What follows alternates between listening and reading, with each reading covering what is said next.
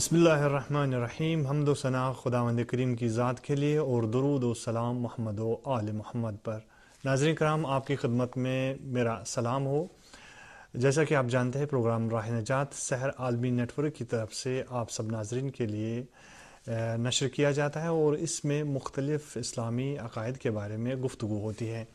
اور آج کل جو گفتگو چل رہی ہے وہ ہے حاکم اسلامی کی خصوصیات، یعنی ایک اسلامی حاکم کے اندر کون سے صفات ہونے چاہیے جن کی بنیاد پہ وہ اسلامی نظام کو معاشرے میں قائم کر سکتا ہے اور اسلامی قوانین کو اجرا کر سکتا ہے.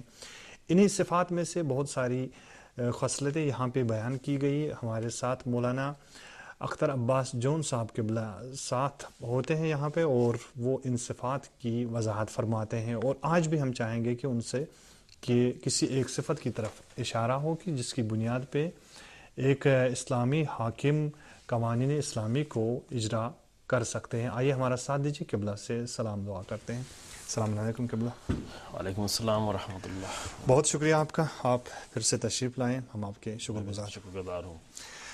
ناظرین کرام، یہ جناب مولانا اختر عباس جون صاحب ہیں انشاءاللہ، جن سے ہم بھرپور استفادہ کریں گے. اور ہر پروگرام کی طرح آپ کو آج کا بھی پروگرام پسند آئے گا، لیکن اس چھوٹے سے وقفے کے بعد.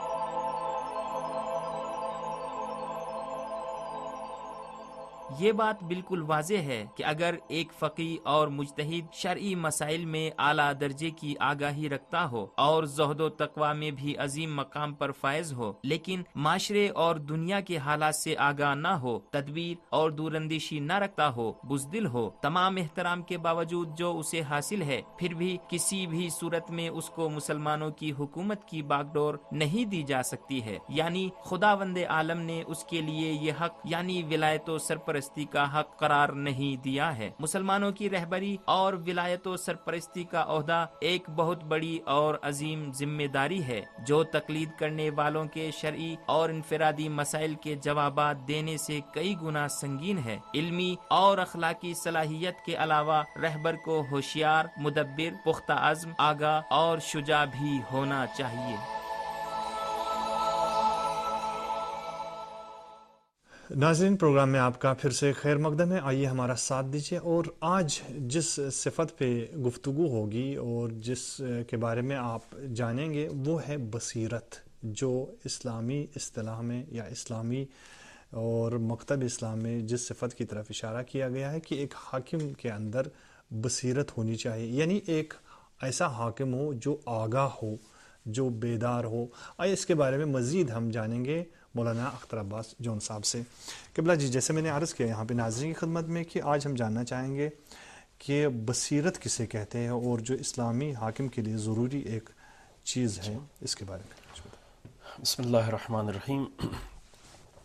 جی، جن صفات پر ہماری گفتگو ہو رہی ہے، عام طور سے یہ گفتگو جو ہماری چل رہی ہے وہ حاکم اسلامی کے صفات کے طور پر جو حاکم اسلامی کے اندر ہونا چاہیے. البتہ یہ صفات فقط اس لیے نہیں ہے کہ یہ حاکم اسلامی کے لیے ہوں، بلکہ یہ وہ واقعی قدریں ہیں، ویلوز ہیں، اسلامی ویلوز کی جو ہر انسان میں مطلوب ہیں. البتہ جو آ کر ایک پورے نظام کو چلا رہا اس میں یہ بہتر طور پر، زیادہ بارز طور پر، زیادہ روشن طور پر ہونا چاہیے، کیونکہ اسی کی بنیاد پر ایک صحیح اسلامی حکومتی نظام جو ہے وہ آگے چل سکتا ہے. اس لیے جو پہلے بھی گفتگو کی گئی صفات کی، اس میں بھی ناظرین جو سن رہے ہیں اس گفتگو کو، پھر یہ اس تصور سے نہیں اس کو سنیں کہ یہ صفت ہم جا کر حاکم میں تلاش کریں کہ الحمدللہ حاکم میں وہ صفات ہیں اسی لیے اس کو حکومت کی منزل تک لایا جا سکتا ہے.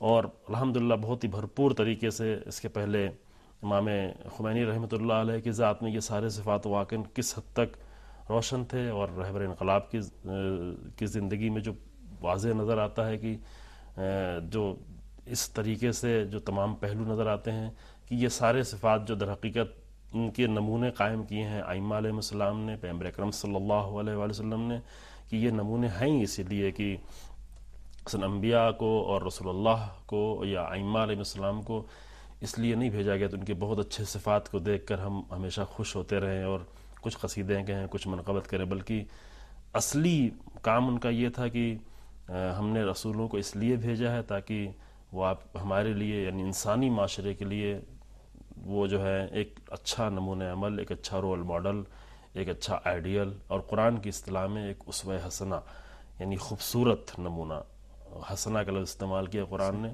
کہ ہم نے رسول کو اس لیے بھیجا کہ جو تمہارے لیے یعنی تمہارے لیے قد کان لکم فی رسول اللہ پورے انسانوں کے لمن، جی ہاں، جو قرآن نے البتہ تاکید کی ہے کہ جو چاہیں، جو اللہ کی طرف جانا چاہتے ہیں، جو اللہ کو لمن کان یرجو اللہ والیوم الاخر، لیکن یہ آرزو انسان کی ہے کہ یہ واقعاً اسوہ اگر پیغمبر اکرم صلی اللہ علیہ وآلہ وسلم کی ذات ایک واقعی اسوہ کے طور پر اگر دیکھی جاتی، نہ صرف یہ کہ پیغام لے کے آئے تھے، نبی تھے، پیغام دے کے چلے گئے، یا بعض دوسری صفات کی بنیاد پر، بلکہ اصلی جو تمرکز ہوتا اور ہمارا اصلی جو فوکس ہوتا رسول اللہ کی ذات پر وہ یہ تھا کہ ان کو ایک اسوہ کی نگاہ سے دیکھا جائے۔ کم سے کم تمام امت مسلمہ اگر رسول اللہ کی ذات کو ایک نمونہ عمل کے طور پر دیکھتی تو شاید بہت ہی حسین اور بہت ہی خوبصورت دنیا ہوتی، نہ صرف عالم اسلام کی بلکہ پوری دنیا۔ تو یہ لازم ہے کہ ان صفات کو اسوہ کے طور پر دیکھا جائے۔ البتہ ہاں، اس کا ایک بہت اچھا طریقہ یہ ہے کہ ان صفات کو جاننے کے بعد ہم اپنے رہبران کو بھی، اپنے حاکموں کو بھی اچھی طریقے سے پہچان سکتے ہیں کہ واقعاً کون اسلامی حکومت کر سکتا ہے۔ ظالم قسم کے لوگ یا جن کے اندر وہ صفات نہیں پائی جاتی، چونکہ بہت سارے دعویٰ کرنے والے ہیں، بہت سارے جو ہے اس بات کا دعویٰ کرتے ہیں، اسلامی حکومت کا دعویٰ کرتے ہیں، اسلامی حکومت قائم کرنے کا دعویٰ کرتے ہیں، لیکن صفات کے ذریعے سے یعنی تمام امت مسلمہ، یہ فقط کسی ایک فرقے کسی گروہ کے لیے نہیں بلکہ تمام امت مسلمہ ان صفات کے ذریعے سے پہچان سکتی ہے کہ واقعاً کون صحیح طریقے سے حکومت اسلامی پیش کر سکتا ہے، جو ایک بنیادی ضرورت ہے، چونکہ اگر اسلامی حکومت نہیں ہوتی ہے تو حتماً کوئی نہ کوئی حکومت ہوگی، خوب اس کے اپنے قانون ہوں گے۔ اسلامی حکومت کی بنیاد یہ ہے کہ اس میں قانون اللہ کا ہے، اقدار الہی اقدار ہیں، اسلامک اقدار ہیں۔ جی، جو یہ آپ نے آج جس پر گفتگو کرنی ہے اس میں بصیرت کا لفظ ہے۔ عام طور سے بصیرت کا لفظ بولا جاتا ہے لیکن اس کے شاید بہت سارے جو ہے ناظرین جو اس کی حقیقت سے آگاہ نہ ہوں، لہذا ایک مختصر سی وضاحت کے طور پر ایک لفظ ہے بصارت، ایک ہے بصیرت۔ بصارت یہ سب کلمہ عربی میں بھی بولا جاتا ہے اور اردو میں بھی استعمال ہوتا ہے، فارسی میں بھی استعمال ہوتا ہے۔ بصارت یعنی آنکھوں سے دیکھنا، یعنی نگاہ، یہ جو ظاہری منظر جو انسان دیکھتا ہے وہ بصارت ہے، لیکن بصیرت یعنی باطنی نگاہ سے انسان کو دیکھنا، یعنی آنکھوں کے نور کو بصارت کہتے ہیں لیکن دل کے نور کو بصیرت کہتے ہیں۔ دل میں ایک ایسی نورانیت پیدا جو اس نور سے انسان کو دیکھنا ہے۔ آنکھوں کے نور سے انسان جو دیکھتا ہے وہ ظاہری منظر دیکھ رہا ہوتا ہے، جو بہت سارے منظر انسان دیکھ سکتا ہے۔ بعض جگہوں پہ یہ مجلسوں میں عرض کیا کہ مثلا یہ بعض لوگوں کا نظریہ ہے کہ انسان آنکھوں کے نور سے فقط رنگ دیکھتا ہے، یعنی جو کچھ بھی دیکھتا ہے رنگ دیکھتا ہے، رنگ کے سوا اور کچھ نظریہ ہے، ممکن انسان اس پہ کرٹیسائز کر سکے، کسی حد تک بھی صحیح، انسان صرف اسی چیز کو دیکھ رہا ہوتا ہے جہاں پر رنگ ہو، جہاں پہ رنگ ہٹا لیا جائے انسان پھر اسے دیکھ نہیں پاتا۔ آنکھ اتنا دیکھتی ہے لیکن بصیرت سے انسان بہت کچھ دیکھ سکتا ہے، یعنی آنکھوں سے انسان صرف ایک چیز دیکھتا ہے جو ظاہر ہے، اب آپ رنگ نہ کہیں، آپ ظاہر کہہ لیں، ظاہر کو دیکھتا ہے، لیکن بصیرت سے انسان بہت ساری حقیقتوں کو دیکھ سکتا ہے۔ ممکن آنکھیں دھوکہ بھی دیں، دکھائی کچھ پڑ رہا ہو، اس لیے ایک زمانے میں بہت سارے نظریات پیدا ہوں، آنکھیں کچھ دیکھ رہی ہوتی ہیں لیکن حقیقت میں کچھ ہوتا ہے۔ بہت سارے لوگوں نے دلیل بنا کر اسے یہ بتایا کہ کوئی چیز صحیح ہے ہی نہیں، معلوم ہی نہیں ہے کہ کیا صحیح ہے۔ دور مثلا کوئی چیز آپ دور سے دیکھیں تو کچھ دکھتی ہے اور نزدیک سے دیکھیں تو کچھ دکھتی ہے۔ ایک ریل کی پٹری جو ہے آپ دور آنکھوں سے دکھائی کچھ پڑ رہی ہوتی لیکن حقیقت میں کچھ ہوتی ہے۔ افق جو ہے آنکھوں سے کچھ دکھائی پڑ رہا ہوتا لیکن حقیقت میں کچھ اور، یعنی آگے جاتے ہوئے لگتا ہے جیسے زمین سے ملتا جا، لیکن حقیقت میں ایسا نہیں ہوتا۔ تو آنکھیں بہت محدود چیزیں دیکھتی ہیں، صرف ظاہری چیزیں دیکھتی ہیں، جیسے بعض اوقات سراب جیسے ہوتا ہے۔ جی ہاں، سراب ہوتا ہے۔ تو یا مثلا آپ پانی میں لکڑی ڈالیں تو لکڑی جو ٹیڑھی دکھتی ہے لیکن جبکہ وہ ٹیڑھی نہیں ہوتی تھی۔ اسی چیزوں کو لوگوں نے دلیل بنا کہ انسان کوئی چیز صحیح دیکھتا نہیں جبکہ وہ بھی غلط تھا۔ نہیں، بہت ساری چیزیں انسان دیکھتا ہے آنکھوں سے، لیکن آنکھوں کا کام یہ ہے کہ صرف ظاہری چیزوں کو دیکھیں، لیکن بصیرت جو دل کی روشنی ہوتی ہے، کہ اصل میں یہ دل کی روشنی سب زیادہ انسان کی زندگی میں بہت اہم ہوتی ہے۔ دل کی روشنی سے بہت ساری حقیقتوں کو انسان دیکھ سکتا ہے۔ قرآن میں بھی بار بار اس مطلب کی طرف اشارہ کیا گیا ہے کہ اور روایتوں میں بھی بہت زیادہ اشارہ کیا گیا اصلاً آنکھوں کی بینائی جو خود ایک بہت بڑی نعمت ہے اس کا چلا جانا اتنی بڑی مشکل نہیں ہے، اتنا بڑا، چونکہ ایک حص انسان کی اگر چلی جاتی ہے تو دوسری حص، اللہ کا نظام ایسا ہے، دوسری حص قوی ہو جاتی ہے اور انسان کی زندگی میں کوئی بڑی مشکل پیش نہیں آتی. لیکن اگر بصیرت انسان میں نہیں ہو تو بہت ہی زیادہ یعنی نہ صرف یہ کہ اپنے لیے بلکہ ممکن ہے ایک بے بصیرت انسان جس کے اندر واقعا نور نہیں ہے، جو حقیقتوں کو نہیں دیکھ پاتا ہے، جو حقیقتوں کو متقلب شکل میں دیکھتا ہے، الٹی ہوئی شکل میں دیکھتا ہے، بدلی ہوئی شکل میں دیکھتا ہے، وہ ممکن ہے بہت سارے لوگوں کے لیے بہت ساری مشکل پیدا کر دے. ابھی اتنی ساری دین کی جو مشکلات لوگوں میں پائی جاتی ہے در حقیقت بصیرت کی کمی ہے. ابھی جو ہم گروہ دیکھتے ہیں جو اتنے ظلم کر رہے ہیں، اتنا فساد کر رہے ہیں، عراق میں، سیریا میں، دوسری جگہوں پر جس طرح نظر آتے ہیں، اصلی ایک مشکل یہ ہے کہ واقعاً بصیرت کی نگاہیں نہیں ہیں. ممکن ہے بعض لوگ واقعاً خلوص سے یہ کام کر رہے ہوں، بالکل فی سبیل اللہ کر رہے ہیں، اللہ کا نام نعرہ بھی یہی ہوتا ہے ان لوگوں، نعرہ بھی یہی ہوتا ہے. یعنی بعض لوگ اس لیے کہہ رہے ہیں چونکہ جو نیچے لوگ، ورنہ اوپر تو بہرحال سب سازشیں ہیں، سب معلوم ہے کہ یہ بہت سارے ملک مل کر سازشیں کر رہے ہیں اسلام کی توہین کرنے کے لیے، اسلام کا چہرہ خراب کرنے کے لیے، امت مسلمہ میں تفرقہ ڈالنے کے لیے. بالکل یہ سب اوپر کی کوششیں ہیں، لیکن عام لوگ جو اس میں شریک ہوتے ہیں، ممکن ہے بہت سارے لوگ جو ہے وہ بڑے خلوص سے یہ کام کر رہے ہوں، بڑے خلوص سے جو ہے وہ اس قدم اٹھا رہے ہوں اور اپنی بہت ساری چیزیں چھوڑ کر آ کر جان دے رہے ہوں. لیکن اصلی مشکل ان کی یہ ہے کہ وہ جو ان کو دکھایا گیا ہے وہ صرف دیکھ رہے ہیں، لیکن یعنی آنکھوں سے جو دیکھ رہے ہیں، اصلی منظر ہے، وہ جو حقیقی منظر ہے، یعنی دل کی روشنی سے وہ نہیں دیکھ پا رہے ہیں. صحیح. قرآن نے ایک بہت ہی خوبصورت جملہ کہا ہے، بہت پیارا جملہ ہے. کئی چیزوں کے درمیان میں قرآن نے یہ توازن پیدا کیا ہے. اس میں ایک یہ ہے کہ حل یستوی الاعمی والبصیر، کیا یہ دو لوگ برابر ہو سکتے ہیں؟ یعنی سوال کے طور پر قرآن یہ بھی کہا ہے قرآن مثلا حل یستوی الذین یعلمون والذین لا یعلمون، کبھی سایہ اور نور، کبھی سایہ اور دھوپ کے بارے میں، کبھی تاریکی اور اس کے بارے میں کہا. لیکن یہ جملہ یہ بار بار قرآن نے سوال اسی لیے کہتا ہے کہ اس مسئلے میں انسان غور کرے. واقعا یعنی عام طور سے انسان یہ سمجھتا ہے کوئی فرق نہیں پڑتا ہماری زندگی میں. دیکھیں مشکل یہاں پر ہے، بصیرت تھوڑا زیادہ ہو یا تھوڑا کم ہو تو کیا فرق پڑتا ہے، ہم کما رہے ہیں، کھا رہے ہیں، زندگی گزار رہے ہیں. یعنی عام حالات دیکھیں مومنین کے، امت مسلمہ میں مسلمانوں کے حالات دیکھیں، اتنا زیادہ اہمیت نہیں دیکھتے. یعنی ہر چیز کو انسان اپنی زندگی میں اہمیت دیتا ہے، کھانا، مکان، لباس، کپڑا، یہ وہ سب کچھ، پڑھائی، تعلیم، سب کچھ اہمیت دیتا ہے. لیکن جس چیز کو اہمیت نہیں، کیا فرق پڑتا ہے تھوڑا بصیرت کم ہو یا تھوڑا زیادہ ہو. اصل اپنی بے بصیرتی میں بہت سارے لوگ فخر کر رہے ہوتے ہیں کہ ہمیں کیا لینا دینا ہے، کیا لینا دینا ہے، کیا نہیں، کوشش یہ کر رہے ہوتے ہیں. یہ بہت ہی قرآن کہتا ہے حل یستوی الاعمی والبصیر، کیا وہ انسان کی جس کی نگاہ، دل کی نگاہ، یعنی واقعا اندھا ہو. چونکہ اصل اندھا ہونا وہی قرآن کی نگاہ میں اندھا کبھی آنکھ کے اندھے کو نہ اس کی کوئی مذمت کی گئی ہے، نہ وہ قابل مذمت ہے. اصل وہ مذمت نہیں، یہ انسان نیچرل سسٹم ہے کہ وہ آنکھ میں مشکل آ سکتی ہے. بہت سارے لوگ ایسے گزرے ہیں کہ جو نابینا ہے لیکن بہت ہی عظیم کارنامے انہوں نے انجام دیے ہیں، عالم اسلام میں بھی اور غیر عالم اسلام میں بھی عظیم کارنامے انجام دیے ہیں. اصل وہ عیب نہیں ہے انسان کی زندگی کے ذرہ برابر، یہ عیب نہیں ہے کہ انسان آنکھ سے جو ہے وہ نابینا ہو جائے. ایک نظام میں سسٹم ہے انسان کے، بعض پروٹینز کی، بعض وٹامنس کی کمی ہوتی ہے، بعض دوسری چیزوں کی کمی ہوتی ہے، ممکن یہ مشکل پیدا ہو یا حتیٰ پیدائشی طور پر انسان نابینا ہو. لیکن واقعی انسان کے لیے بہت ہی بڑا عیب ہے کہ انسان زندگی گزار رہا ہو، زندہ ہو، لیکن بے بصیرتی کی زندگی گزار رہا ہو. کہ واقعی بہت سارے خطرات ابھی دین میں، بہت ساری مشکلات. ابھی دیکھیں اتنی تفرقے کی باتیں جو اپنے درمیان میں کی جاتی ہیں، یعنی مسلمانوں کے درمیان میں اور حتیٰ شیعوں کے درمیان میں بہت ساری جو تفرقے کی باتیں لوگ آگے کرتے ہیں، واقعاً بہت بے بصیرتی چاہیے انسان میں، بہت ہی حماقت چاہیے انسان میں کہ ایسے حالات میں آ کر وہ تفرقے کی بات کرے. واقعاً بے بصیرتی چاہیے. یعنی آنکھ کا نابینا انسان نقصان نہیں پہنچاتا، بہت زیادہ ہوتا ہے کہ اس کو تھوڑا سا خود اس کی ذات کو مشکل ہو جاتی ہے، بعض مسائل کو انجام، دوسروں کو نقصان نہیں پہنچا سکتا. لیکن اگر انسان بے بصیرت ہو جائے تو ممکن ہے کہ پورے معاشرے کو، ابھی جو کوششیں ہو رہی ہیں، بڑے پیمانے کی کوششیں ہو رہی ہیں اور خدا نہ خواستہ یہ آگے نہ بڑھنے پائیں، حتیٰ ممکن اس بات کے خطرات نظر آ رہے ہیں کہ تشیع میں سے، شیعت میں سے ایک گروہ اپنے آپ کو جدا کر لے، کہ خدا کرے کہ ایسا نہ ہوگی جیسے کہ اندازہ ہو رہا ہے. اور اگر ایسا ہو رہا ہے تو کوشش کریں بہت سارے لوگ اپنی بصیرت کے ذریعے سے اپنے آپ کو بچائیں، چونکہ یہ فرقے جو بنتے ہیں، جو قرآن کا صریح حکم ہے، قرآن نے ایک جگہ نہیں بار بار یہ قرآن نے کہا ہے، مثلا سورہ آل عمران ہی میں 2-3 مرتبہ قرآن نے 2 مرتبہ کہا ہے کہ جو کام حرام ہے بالکل واضح طور پر جو قرآن نے کہا کہ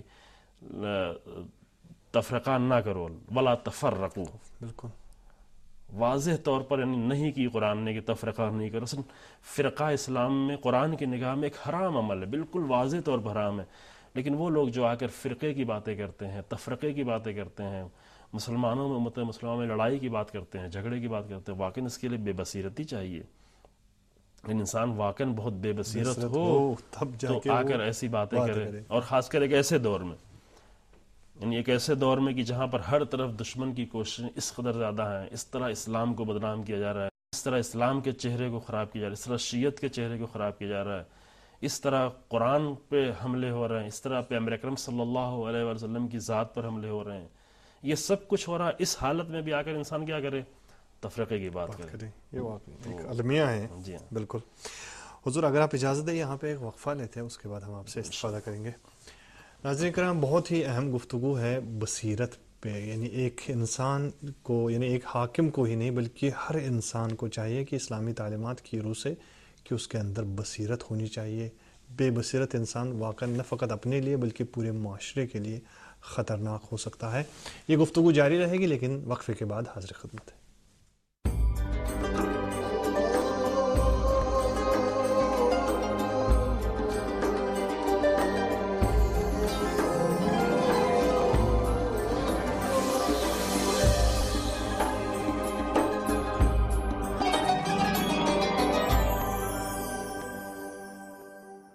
مقبولہ محمد ابن حنظلہ کے نام سے مشہور حدیث میں آیا ہے، تم میں جو بھی ہماری حدیثیں بیان کرے اور ہمارے حلال و حرام میں صاحب نظر ہو اور ہمارے احکام کو صحیح طریقے سے جانتا ہو تو اس کی حاکمیت پر راضی ہو جاؤ، کیونکہ ہم نے اس کو تم سب پر حاکم قرار دیا ہے. اگر اس نے ہمارے حکم کے مطابق حکم کیا اور قبول نہیں کیا گیا تو گویا حکم خدا کو ہلکا سمجھا ہے اور ہمارے قول کی تردید کی ہے، اور ہماری تردید حکم خدا کی تردید ہے، اور یہ شرک کے برابر ہے.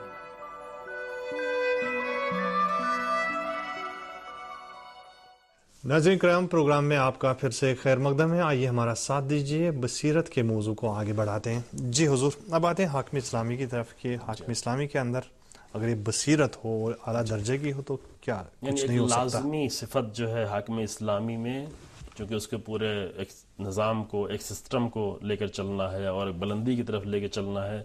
جو حاکم اسلامی کا کام فقط یہ نہیں ہے کہ لوگوں کو روٹی، کپڑا، مکان، گھر، میڈیکل سہولتیں فراہم کر دے، اور یہ ہے یعنی عام حاکم یہ صرف کرنا کافی سمجھتے ہیں کہ انسان کے پیٹ بھرا ہوا ہو، لباس موجود ہو، اچھا گھر موجود ہو، میڈیکل سہولتیں موجود ہو، تعلیم کی سہولتیں موجود ہو، بس کافی ہے. لیکن حاکم اسلامی کا کام فقط یہ نہیں کہ یہ ساری سہولتیں فراہم کرے، یہ لازم ہے، یہ بنیادی ضرورتیں ہیں جو لازم ہیں اور بہتر سے بہتر شکل میں لازم ہے. لیکن اسی کے ساتھ ساتھ لازم ہے کہ انسانی معاشرہ بلندی کی طرف جا رہا ہو، انسانی معاشرہ ترقی کر رہا ہو، شعور کے اعتبار سے، عقل کے اعتبار سے، بندگی کے اعتبار سے، ہر قدر کے اعتبار سے، اخلاقی لحاظ سے، اجتماعی لحاظ سے انسانی معاشرے کو بلندی کی طرف لے کے جانا. خوب اس کے لیے لازم ہے کہ بصیرت جو ہے وہ پہلا ایک اہم، یعنی اس کے پہلے جو گفتگو عدالت تک پہنچنا ہے، لیکن وہ کام ہوگا کیسے؟ جب تک وہ نگاہ بصیرت کی نگاہ نہیں ہوگی انسان وہاں تک نہیں پہنچ سکتا. لہذا بصیرت یعنی وہی دل کی نگاہ سے دیکھنا، نہ صرف آنکھوں سے دیکھنا، جو آنکھوں سے صرف ظاہر دکھتا ہے.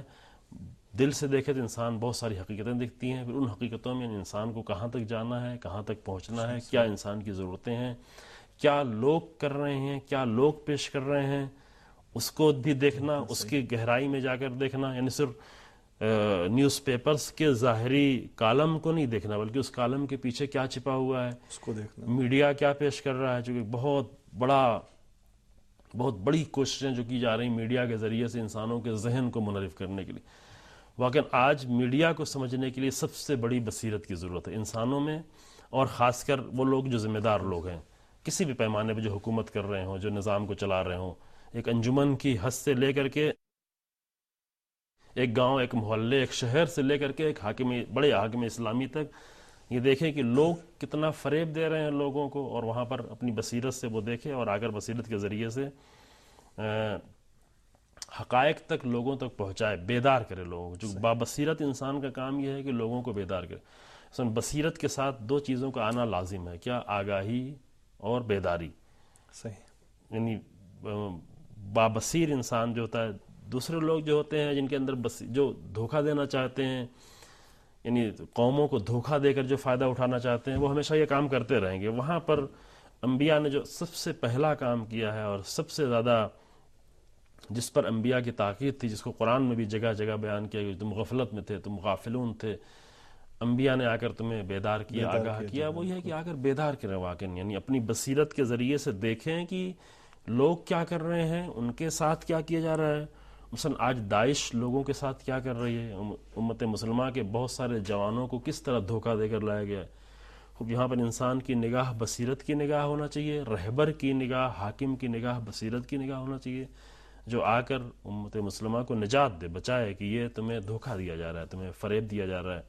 اور بہترین وہی ہے کہ ان صفات سے پہچانا جائے انسانوں کو، جیسے کہ جس کی پہلے بھی گفتگو کی، ان صفات جو صفات انبیاء کے صفات ہیں، جو اولیاء کے صفات ہیں، اس کے ذریعے سے. صحیح. گویا کہ اس طرح سے اگر دیکھا جائے تو یہ بصیرت ایک آج کل کے حالات میں یا ہر حال میں بھی جیسے بھی ہم دیکھیں، ان ظلماتوں میں پرچھائیوں میں ایک مشعل رخ کا کام کرتی ہے. بالکل، یعنی جو دکھاتی ہے انسان کو کہ اندھیرے میں کیا ہے. جی، اگر رہبر انقلاب کی ہم تقریریں جو ہوتی ہیں، اچھی چیز ہے کہ چونکہ ایک چیز ہمیں فخر سے، نوجوان بھی اس کی طرف ایک چیز ہمیں فخر سے کہنا چاہیے کہ کسی بھی قوم کو نہ ماضی میں ایسے رہبر ملے تھے جو خدا کا شکر ہے کہ امت مسلمہ کو ملے اور ہمیں ملے ائمہ کی شکل میں اور اس کے پہلے انبیاء کی شکل میں.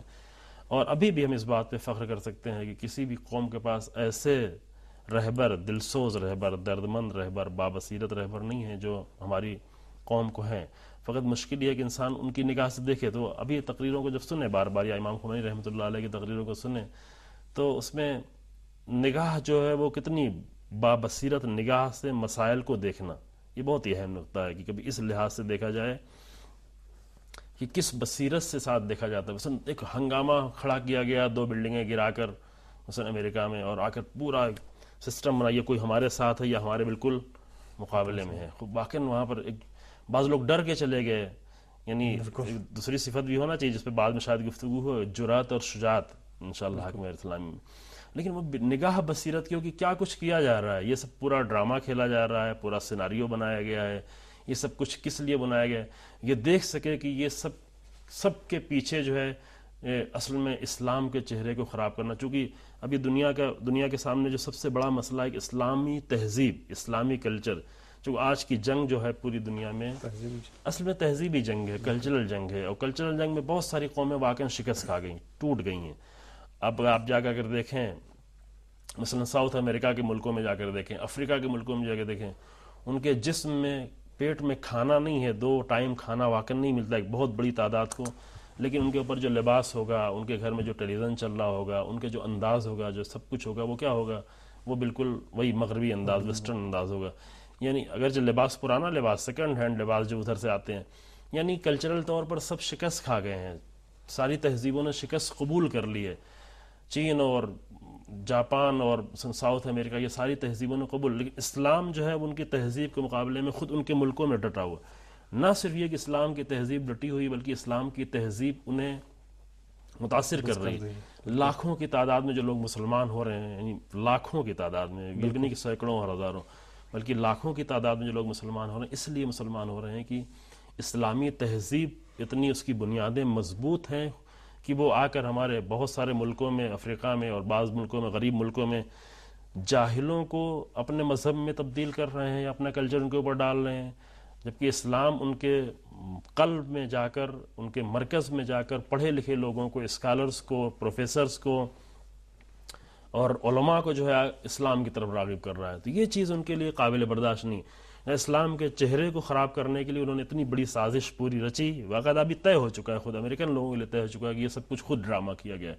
یہ سب کچھ کیا گیا تاکہ آ کر اسلام کے چہرے کو اتنی مدت کے لیے خراب کیا. داعش بنایا گیا اس لیے، جبہت النصرہ اور یہ ساری چیزیں بنائی گئی اس لیے تاکہ اس کا 2 بڑا مقصد، ایک بڑا مقصد یہ ہے تاکہ اس کے ذریعے سے اسلام کا چہرہ خراب کیا جائے. دوسرا بڑا مقصد ہے تاکہ امت مسلمہ میں تفرقہ ڈالے. دو واقعاً بڑے مقصد ہیں. اب اس کے لیے واقعاً ایک نگاہ چاہیے جو اب رہبر میں جو قدم مثلا آپ تقریراً سنیں جتنی زیادہ تاکید ابھی وحدت پر، مثلا ہفتہ وحدت گزرا، ہفتہ وحدت میں بہت سارے مسائل کہا کہ علم اہم ہے، اقتصاد اہم ہے، اخلاقیات اہم ہے، سب کچھ اہم ہے، لیکن ان سب سے زیادہ اہم یہ ہے کہ اس وقت امت مسلمہ میں وحدت کی بات کی جائے. بالکل. یعنی اس کے لیے واقعاً بصیرت کی نگاہ چاہیے کہ جو دشمن کی ساری سازشوں کو بہت دور سے دیکھ رہا ہو اور بہت دیر تک اس کے نتیجے کو دیکھ، دور اندیشی ہو. چونکہ روایت میں ہمارے پاس موجود ہے، شاید ہم روایت تک نہیں پہنچ پائے کہ اس میں لازم ہے کہ انسان میں کتنی دور اندیشی ہو جو ماضی کی سازشوں کو دیکھ رہا ہو اور مستقبل کو دیکھ رہا ہو کہ اس کے نتائج کیا پڑنے والے ہیں، آ کر قوموں کو آگاہ کرے، امتوں کو آگاہ کرے. امام خمینی رحمۃ اللہ علیہ 35 سال پہلے آگاہ کر رہے تھے کہ تم ابھی بیدار ہو جاؤ، ابھی ہوشیار ہو جاؤ، کیا ہونے والا ہے، تمہارے حاکم تمہارے ساتھ کیا کر رہے ہیں. آج عرب کی دنیا اس کا ہیجان وہاں پر برپا ہے، اتنا انقلاب آ رہا ہے. 35 سال پہلے اگر یہ متوجہ نہ ہو گئے ہوتے، جیسے جس کو امام خمینی کہہ رہے تھے اے مصر بیدار ہو جاؤ، اے عرب بیدار ہو جاؤ، اس وقت اگر لوگ بیدار ہو گئے ہوتے اور اپنی بصیرت سے کام لیتے تو واقعا آج اس حالت تک نہیں پہنچتے جو ابھی وہاں پر حالات جو نظر آ رہے ہوتے ہیں. تو بالکل یہ بہت ہی اہم نقطہ ہے کہ یعنی انسان سمجھے اس حالات کو. اس قرآن کی ایک بہت قرآن کی آیت بہت پیارا مطلب بیان کرتی ہے. اصلا سیر تم زمین پہ کرو، سورہ حج کی آیت یہ افلم یسیروا فی الارض فتکون لهم قلوب یعقلون بها واذان یسمعون بها فانها لا تعمى الابصار ولكن تعمى القلوب. یہ بھی مطلب ہے. یعنی زمین پر انسان سیر کرے. ابھی سیر کرنے کے لیے ضرور نہیں کہ انسان قدم سے سیر کرے یا گاڑی سے جائے یا فلائٹ سے. یہ بھی اچھا ہے، قرآن نے جگہ جگہ اس بات کی تاکید کی انسان زمین پر سیر کرے، دیکھے اپنے کنواں بنا کر ایک محلے میں، ایک گاؤں میں، ایک شہر میں انسان صرف بیٹھا نہ رہے. کہ البتہ اگر یہ کام نہ کر سکے، پیسہ خرچ، اور انسان ابھی ایسے بھی اخباروں کے ذریعے سے، انٹرنیٹ کے ذریعے سے اچھا استفادہ کر کے پوری دنیا کو انسان نگاہ میں. قرآن کہتا ہے کہ کیوں وہ جو ہے زمین پر سیر کریں تاکہ ان کے پاس ایسا دل پیدا ہو کہ جس سے وہ سمجھیں. دل سے مراد یہ دل نہیں کہ جو خون پھینک. لہم قلوب یعقلون بها یعنی بصیرت، یعنی ایسا دل کہ جس کے ذریعے سے عقل پیدا ہو، شعور پیدا ہو، بصیرت پیدا ہو، نہ کہ خون کی دھڑکن سے، وہ نہیں مراد ہے. وآذان یسمعون بها تاکہ ان کے کانوں میں صحیح باتیں آئیں، ہر بات آئے لیکن اس میں پہچان سے. قرآن کہتا ہے کہ فبشر عباد الذین یستمعون القول فیتبعون احسن. ان لوگوں کو بشارت دے تو بات ہر سنتے ہیں لیکن ہر بات کو مان نہیں لیتے. بالکل اس میں سے بہتر، ہاں جو اس میں بہترین ہو.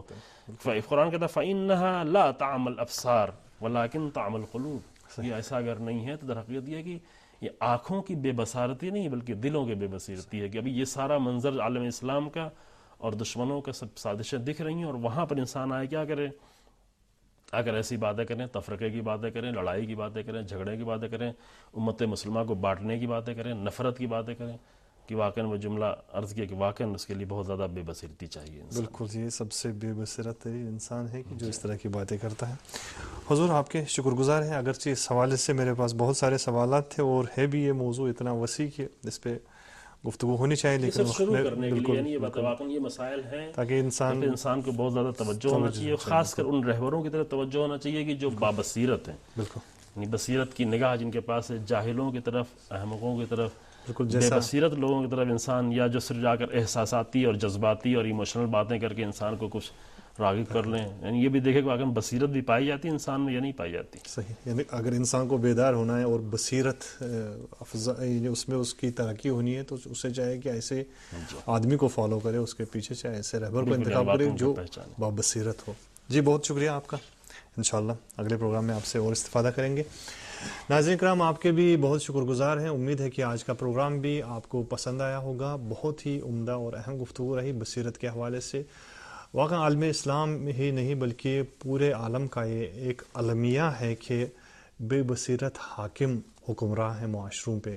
اسی وجہ سے ہم دیکھتے ہیں کہ ہر طرف سے جو ہے غارت گری ہے، بربریت ہے، مشکلات ہیں اور انسان ایک دوسرے کو لوٹنے اور دھوکہ دینے میں لگا ہوا ہے. لیکن اگر انسان کے اندر بصیرت آئے، اگر قوموں کے اندر بصیرت آئے، خاص کر اگر ایک حاکم کے اندر، ایک سوسائٹی کو چلانے اور معاشرے کو چلانے والے کے اندر اگر بصیرت آئے تو کیا کچھ نہیں ہو سکتا. کیوں نہ ہم ایسے رہبر کا اور ایسے قائد کا اور ایسے حاکم کا انتخاب کریں جس کے اندر بصیرت، دور اندیشی، آگاہی اور بیداری ہو. خداوند کریم ہم سب کو توفیق دے ایسے رہبر اور ایسے قائد کو فالو کرنے کی اور اس کی اتباع کی. امید ہے کہ یہ پروگرام پسند آیا ہوگا. مجھے اجازت دیں. خدا حافظ.